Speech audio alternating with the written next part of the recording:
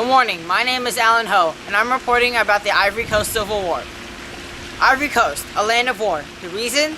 It was the presidential election on September 19, 2002. The bloody civil war, which has been going on, currently has a ceasefire. More than 400 civilians, 1,500 firefighters are wounded, and 13 French army troops have died in the civil war. Before we actually get to the war, we need to know more about the history. I am now going live to a reporter in Ivory Coast who will explain about the Civil War. Asad, can you hear me? France made its initial contact with the Ivory Coast in 1637, when missionaries landed at Asad near the Gold Coast, which is now the Ghana border.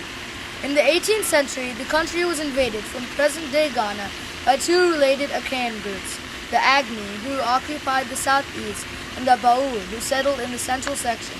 In 1843 and 44, Admiral Bouet Williames signed treaties with the kings of the Grand Bassam and Asad regions, placing their territories under a French protectorate. French explorers, missionaries, trading companies, and soldiers gradually extended the area under French control inland from the Lagoon region. However, complete pacification was not accomplished until 1915. Back to you, Alan. I am now contacting our main geographer, Laurence. Laurence, could you please tell me about the geography of Ivory Coast? Now you know the history, now you need to know about the environment and the geography. The country lies between 4 degrees and 11 degrees north and longitude 2 degrees and 9 degrees west. The Ivory Coast is about the size of New Mexico. Its total land area is 318,000 square kilometers, and its total water area is 4,460 square kilometers. It has a tropical coast. Although it has many natural resources, most of its business comes from agriculture. Their official capital is Yamoussoukro, and the main language is French. Now back to Asad for Ivory Coast Future for America. Some of the Ivory Coast's most important resources are petroleum, diamonds, cocoa, and coffee. All these are very important to the U.S. Out of all of the countries in Africa, I don't see how the Ivory Coast would get any help from the U.S.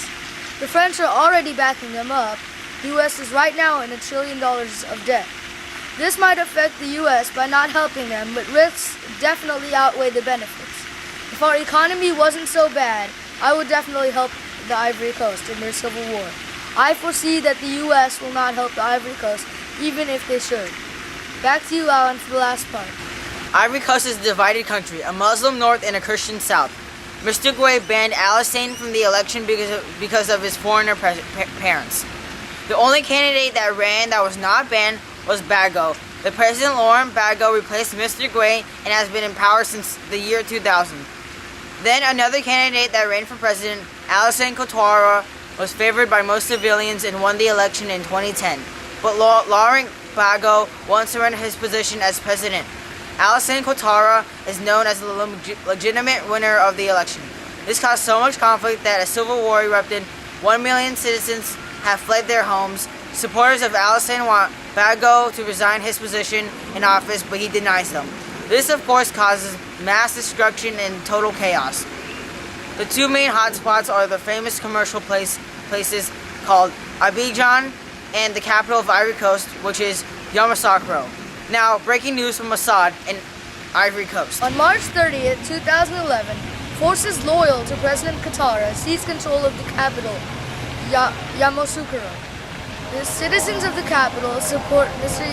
Ouattara and voted him overwhelmingly. How is the Ivory Coast going to get through this tragedy? No one knows. Stay tuned to the CNN, Coppell News Record, the best in the West. Well, see you guys next time.